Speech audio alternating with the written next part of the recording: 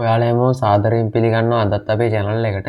ඉතින් අද අපි ඔයාලට කියලා දෙන්න හදන්නේ ගොඩක්ම ලේසියෙන් restore point එකක් create කරගන්නේ කොහොමද කියලා.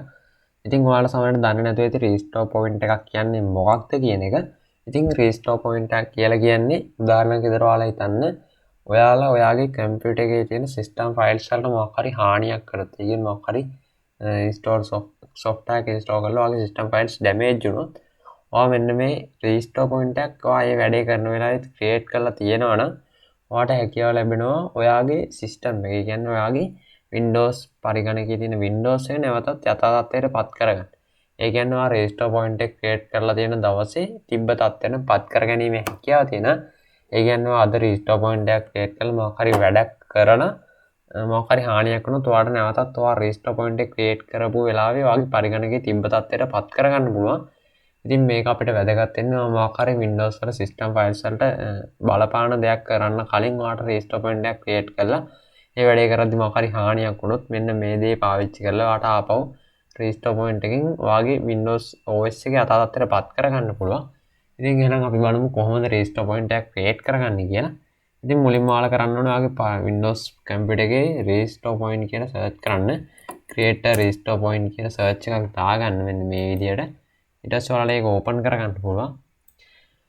ඉතින් මෙතන ඔයාලට බලා ගන්න පුළුවන් protection setting කියන එක යටතේ ඔයාගේ partitions ටික තියෙනවා. ඉතින් මෙතනින් ඔයාලා මෙන්න මේ Windows C system files install කරලා තියෙන partition එක select කරලා මෙන්න මේ configure කියන button එක click කරන්න.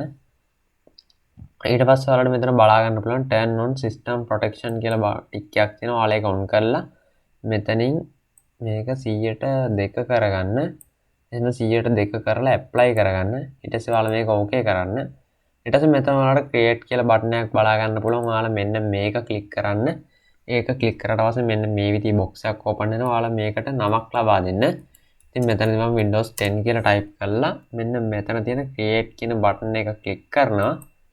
ඊට පස්සේ මෙන්න මේ විදිහට restore point එකක් create වෙන අපිට බලා ගන්න පුළුවන්.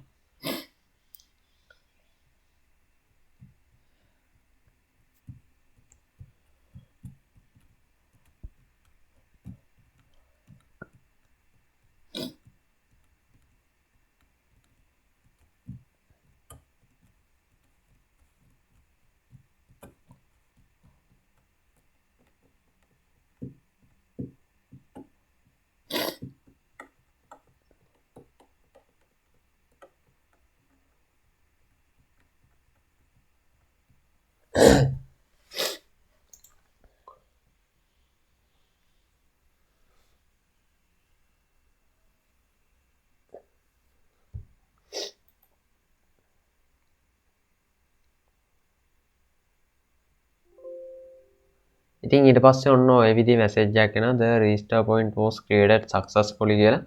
ඉතින් ඒ කියන්නේ අපේ restore point එක දැන් හැදිලා ඉවරයි. ඉතින් මම මේ මැසේජ් එක close කරගන්නවා.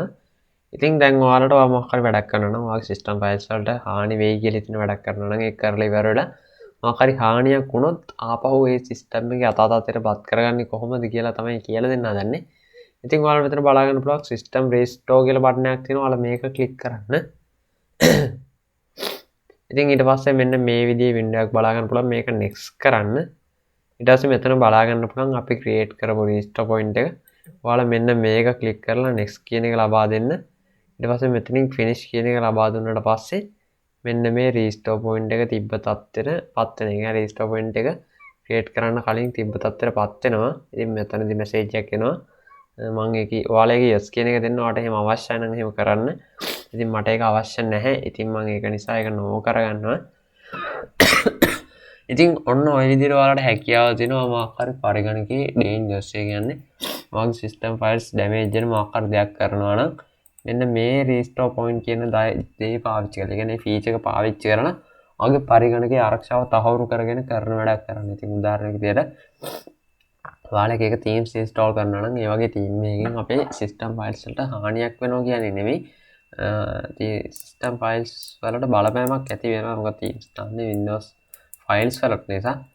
ඉතින් අන්න ඒ වගේ වෙලාවන් වලදී ඔයාලට මෙන්න මේ දේ පාවිච්චි කරලා ඔයාගේ පරිගණකයේ ගොඩක් ආරක්ෂිතව පාවිච්චි කරන්න පුළුවන්. ඉතින් Windows එකට කිසිම හානියක් වෙන්නේ නැහැ එතකොට. ඉතින් අද වීඩියෝ එක ඉවරයි. ඔයාලා හැමෝටම thank you වීඩියෝ එක බලුවට. ඔයාලා තාමත් අපි subscribe කරලා නැත්නම් දැන්ම subscribe කරන්න. මේ වගේ අලුත් වීඩියෝ එකකින් ඉක්මනටම හමු වෙමු.